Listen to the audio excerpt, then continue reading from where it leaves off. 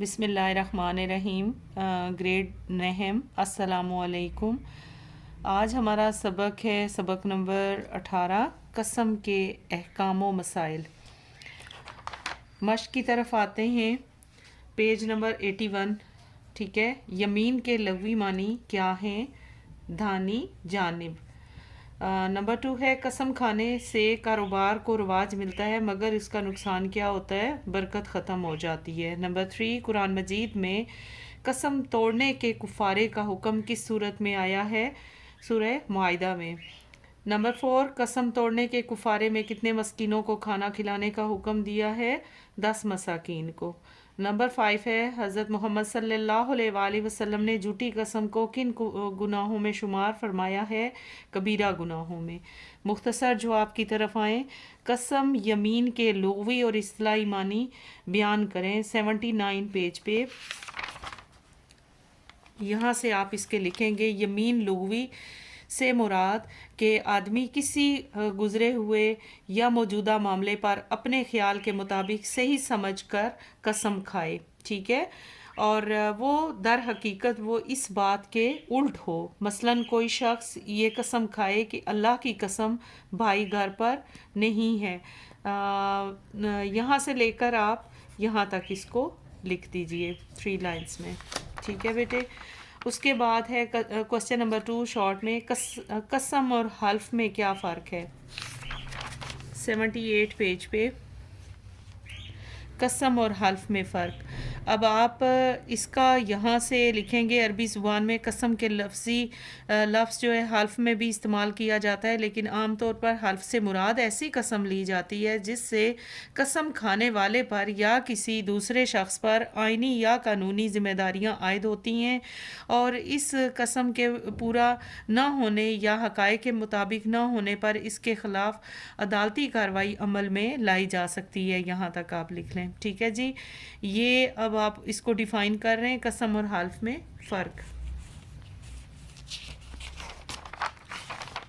ساتھ ہی آ جاتا ہے، اس میں بھی آپ ایڈ کریں گے، وہ تو آپ نے ابھی حلف کی بات کی، ٹھیک ہے بیٹے، حلف سے متعلق۔ اب قسم کا جو عربی زبان کا لفظ ہے جس کا معنی حلف اٹھانا ہے، اور اس کے لیے عربی زبان میں یمین کا لفظ بھی استعمال ہوتا ہے جس کا معنی جو ہے وہ دھانی جانب ہے۔ اس کو یمین اس لیے بھی کہتے ہیں کہ اہل عرب جب کسی سے قسم لیتے یا قسم دیتے تو ایک دوسرے سے دھانا ہاتھ ملاتے تھے۔ یہاں تک آپ ایڈ کر لیں، ٹھیک ہے بیٹے، یہ کوسچن نمبر 2 کا آنسر ہے۔ کوسچن نمبر 3 ہے، قسم کے حوالے سے ایک حدیث مبارکہ کا ترجمہ لکھیں۔ 79 پیج پہ آپ آ جائیے، یہاں سے آپ لکھیں گے، حضرت محمد صلی اللہ علیہ وآلہ وسلم نے فرمایا، جو قسم کھانا چاہے تو وہ اللہ تعالیٰ کی قسم کھائے یا خاموش رہے۔ صحیح بخاری کی یہ حدیث ہے، ٹھیک ہے بیٹے، یہ ایڈ کریں۔ اچھا جی، اگلا کوسچن ہے کہ قسم توڑنے کا کفارہ کیا ہے؟ 79 پیج پر قسم توڑنے کا کفارہ۔ اب یہاں سے آپ لکھیں گے کہ قسم توڑنے کا کفارہ کیا ہے کہ 3 دن کے روزے رکھے، یہ تمہاری قسموں کا کفارہ ہے جب تم قسم کھاؤ اور اسے توڑ دو، اور اپنی قسموں کی حفاظت کرو۔ اسی طرح اللہ اپنی آیات تمہارے لیے کھول کھول کر بیان فرماتا ہے تاکہ تم شکر ادا کرو۔ سورہ معاہدہ میں ہے، یہاں سے آپ لکھیں گے، ٹھیک ہے بیٹا جی۔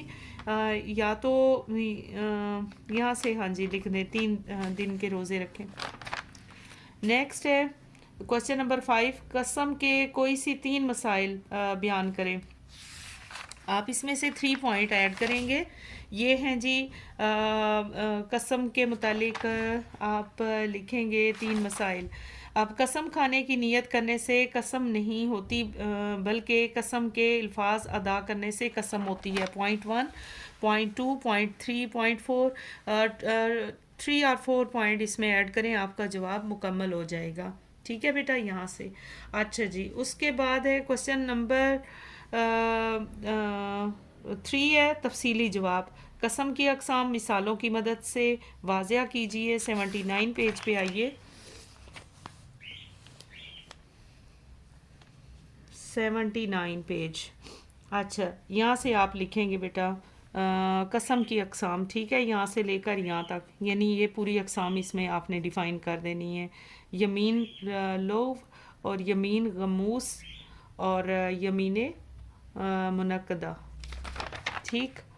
اچھا جی، اس کے بعد ہے کوشچن نمبر 2، قسم کی اہمیت کیا ہے اور قسم اور حلف کی پاسداری یا خلاف ورزی سے معاشرے پر کیا اثرات پڑتے ہیں. آپ سٹارٹ سے لکھیں گے، یہاں سے آپ لکھیں گے قسم کی اہمیت، ٹھیک ہے جی، ہیڈنگ دے دیں گے.